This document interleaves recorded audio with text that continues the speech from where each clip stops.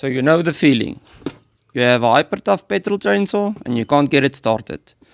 There's two things you must look out for. First of all, I know it sounds stupid, but check the on off switch. It does not have a button that resets by itself. Check that first. If it still doesn't start, remove your air filter cover and see where the spark plug is located. If you remove this cover and you smell excessive fuel, that is a sign the machine is flooded.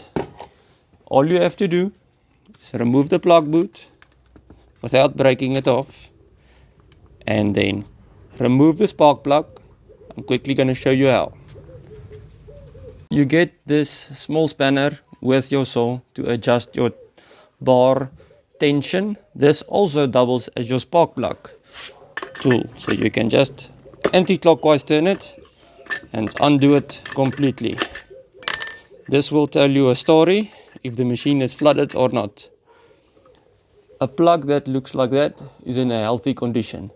It's dark brown blackish. This one is not flooded, but if you see the spark plug is completely wet, I would advise just using a paper towel, cleaning it off, and then the magic trick is leave the machine in off, choke off and pull on it a few times to get the excess fuel out of the cylinder.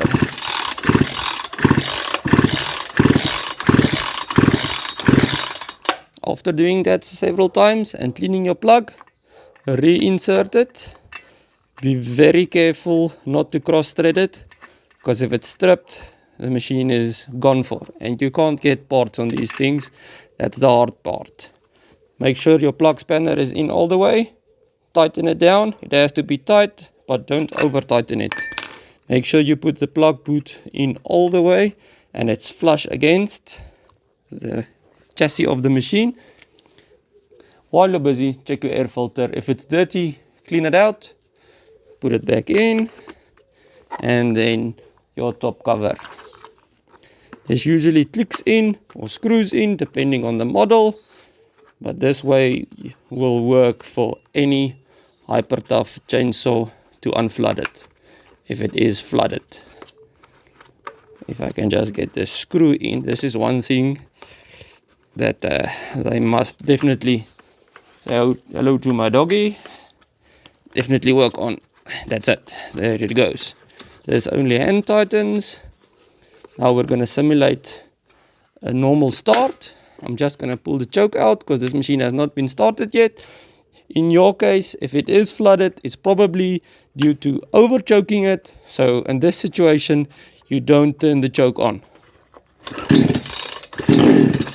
It fired. I'm going to turn the choke off. Again, if it's flooded, you skip this step where you pull it with the choke on.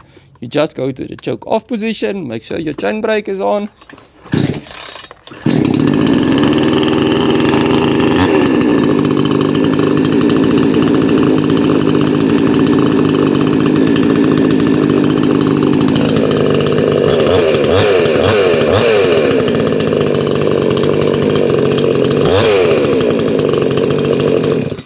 So that's the easy way of diagnosing your machine by checking the on switch.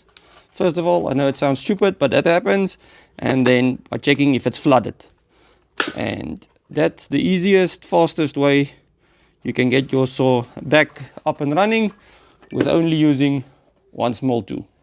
Thanks for watching. Enjoy.